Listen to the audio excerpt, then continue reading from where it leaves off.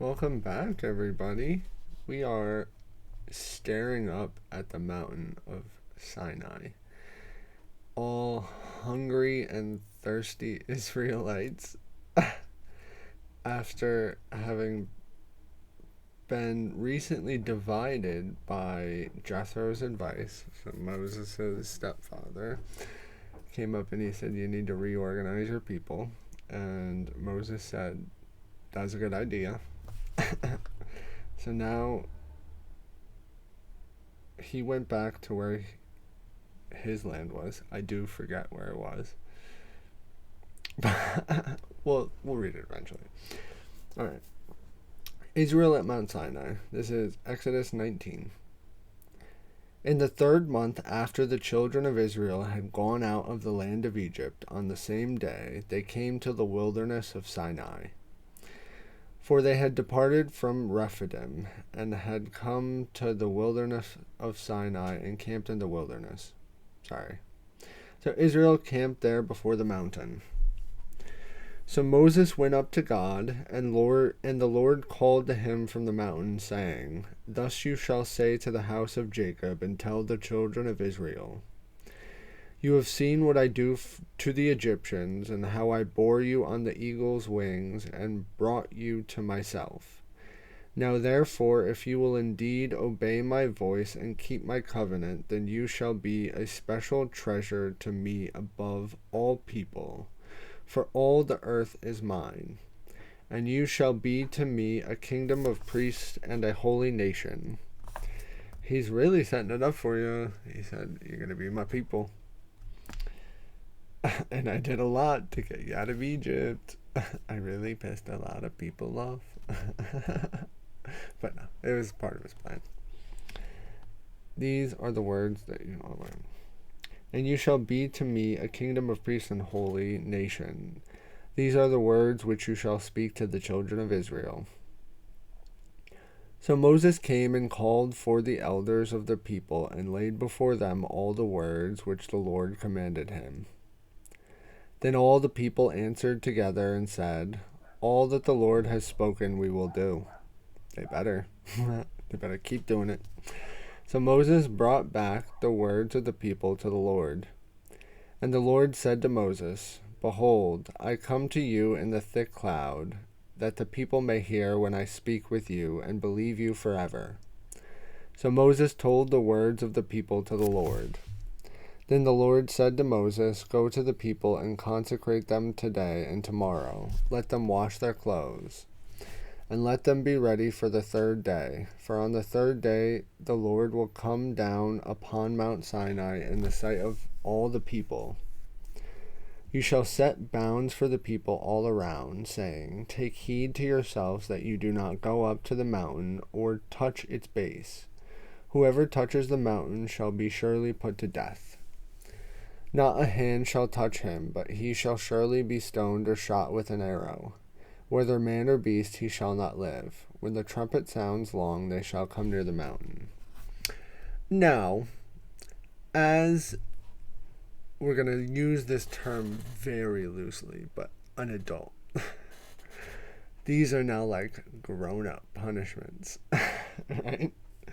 If you do this again, I'm going to shoot you, dude.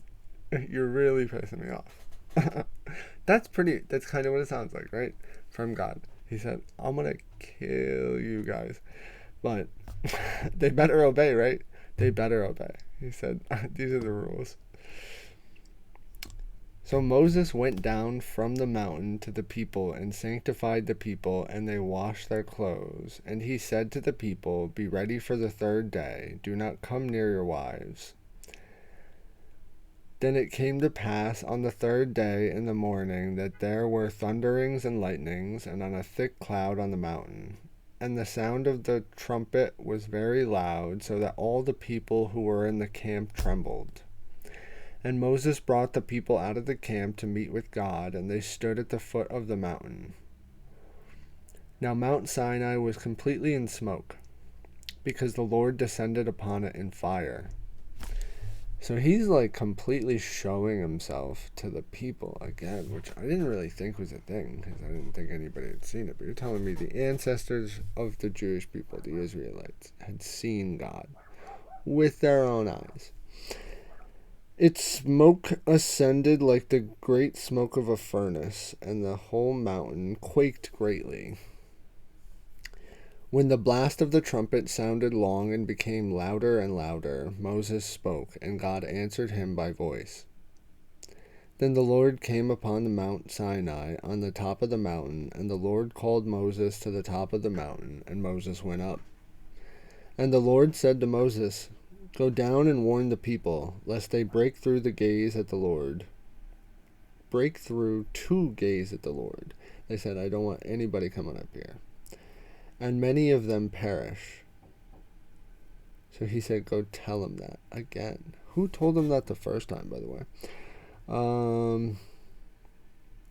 And the Lord said to Moses, so he told him then, and then he told him, he went up, and then he said, tell him again. So Moses went down from the mountain to the people and sanctified the people, and they washed their clothes. Oh, sorry, I skipped it. 13. Not a hand shall touch him, but he shall surely be sown. No. Oh, double negative, sorry? I don't know. Oh, right. So he went up the first time, right? And he went back and said, don't go near your wives. Which, I don't know. That's some ritualistic reason for that, I'm sure. Then it came to pass on the third day in the morning that there were thunderings and lightnings that came down on the mountain. The mountain was in smoke. And then... And the Lord said to Moses, go down and warn the people. Right, that they go, well, why would he warn him again? Why would he warn him again? I don't know. Also, let the priests who come near the Lord consecrate themselves, lest the Lord break out against them. What does it mean to consecrate oneself? What does it mean to consecrate oneself? To consecrate yourself means to dedicate or set aside one's for a sacred purpose, often to God or religious figure. In Christianity, it involves a deliberate act of surrender and commitment, often involving a period of preparation and a formal declaration. Okay. Okay. So, let the priests who come near me consecrate themselves, so hold themselves back.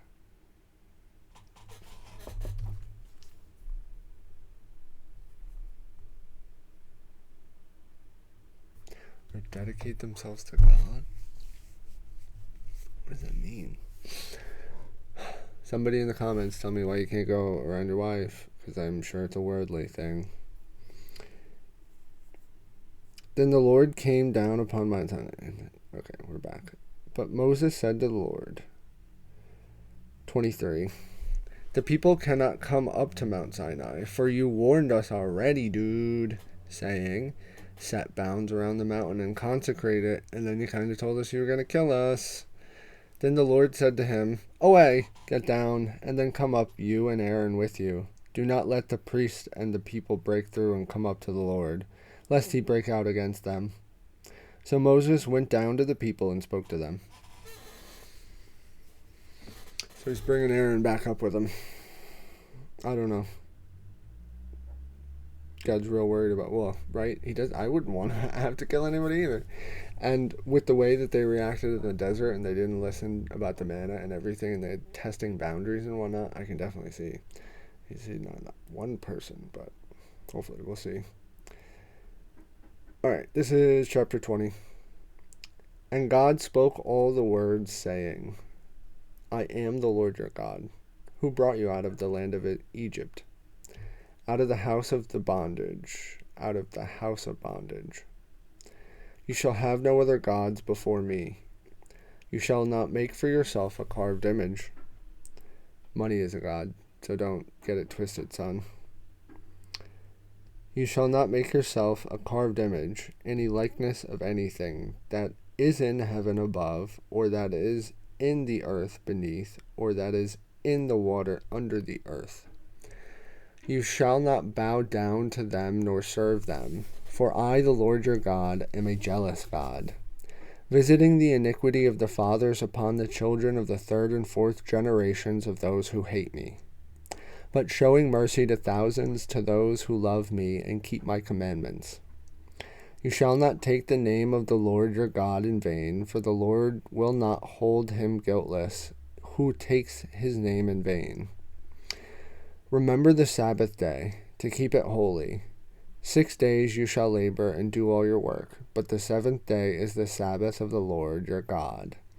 In it you shall do no work, you, nor your son, nor your daughter, nor your male servant, nor your female servant, nor your cattle, nor your stranger, who is within your gates. For in the 6 days the Lord has made the heavens and the earth and the sea, and all is in them, and rested the seventh day. Therefore the Lord blessed the Sabbath day and hallowed it. Honor your father and your mother, that your days may be long upon the land which the Lord your God is giving you. You shall not murder. You shall not commit adultery. You shall not steal. You shall not bear false witness against your neighbor. You shall not covet your neighbor's house. You shall not covet your neighbor's wife, nor his male servant, nor his female servant, nor his ox, nor his donkey, nor anything that is in your neighbor's. Now all the people witnessed the thunderings and lightning flashes, the sound of the trumpet, the mountain smoking, and when the people saw it, they trembled and stood afar off, and said, "Ooh, I don't want to go near there." Then they said to Moses, "You speak with us, and we will hear. But let not God speak with us, lest we die." And Moses said to the people, "Do not fear, for God has come to test you, and that his fear may be before you, so that you may not sin." You forgetful people. So the people stood afar off, but Moses drew near the thick darkness where God was, because he was the only one that was allowed. Then the Lord said to Moses, "Thus you shall say to the children of Israel, you have seen that I have talked with you from heaven. You shall not make anything to be with me. Gods of silver or gods of gold you shall not make for yourselves. An altar of earth you shall make for me, and you shall sacrifice on it your burnt offerings and your peace offerings, your sheep and your oxen. In every place where I record my name, I will come to you, and I will bless you. And if you make me an altar of stone, you shall not build it of hewn stone. For if you use a tool on it, you have profaned it." Oh! You can't be profaning stones, right? So the building of the temple was silent. There was a silent building of the temple. There was no sound heard, right? So it profaned the stone, and they had to... Wow, that's crazy. "Nor shall you go up to the steps to my altar, that your... Nor shall you go up by the steps to my altar, that your nakedness may not be exposed on it." And is that the start of like only the priests and Pharisees could talk to God kind of thing, maybe? Is that... maybe, I don't know. Maybe it is a thing. I thought the priests, at least the Pharisees and whatnot. But I don't know. We're going to have to get outside verification for that. So they got the 10 commandments, right? Wow. They made it this far without any commandments at all. And I mean, God had to do what he had to do, right? He had to make a set of rules. He said, "These are your rules. You better follow them." If this were to happen today, I don't know.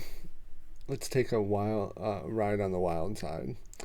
let's say that some country out there, right, had just a secret group of slaves, right, that they were still using.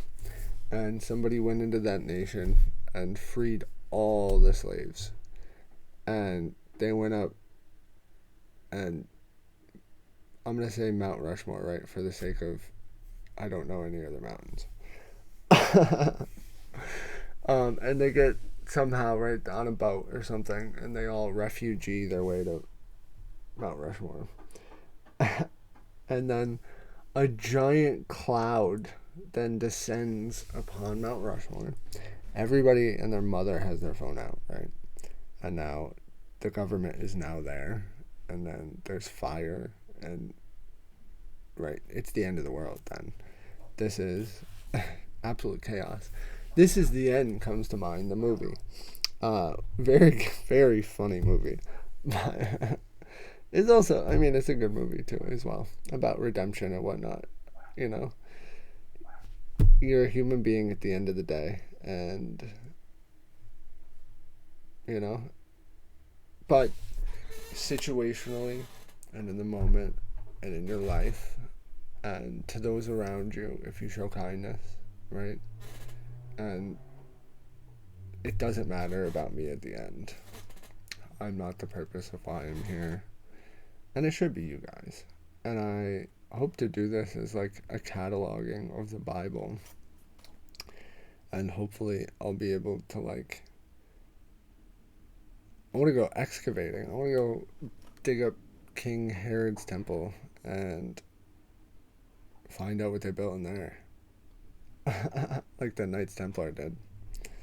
And then, you know, both of the temples in Jerusalem, right, fell. And they're like excavating underneath it now, I believe. And then there was a couple things going on in Egypt with new stuff. But like archaeology is wild. Like they won't. Well, it's restricted, right, to the outside world. But they, granted, I don't know. This is maybe some mixed knowledge from Graham Hancock and a couple other people. But, I mean, I know if I went to Egypt today, right, I would be more likely that I would get scammed outside of it than anybody ever letting me inside to dig around, right? There's 100% chance of the first thing happening. I've seen videos of it happening. It's crazy. It's all over the place. So if you're ever traveling abroad, it's everywhere. People just don't know, right? Who knows? But alright, listen to your 10 Commandments. Listen to your mother. Be good to your mother. Have a cup of that regula every day. Right? That regula. Regula schmegula. And thank you, Jethro, for your advice. Thank God for giving us another opportunity to learn and grow as human beings and become beautiful plants in his garden called Earth.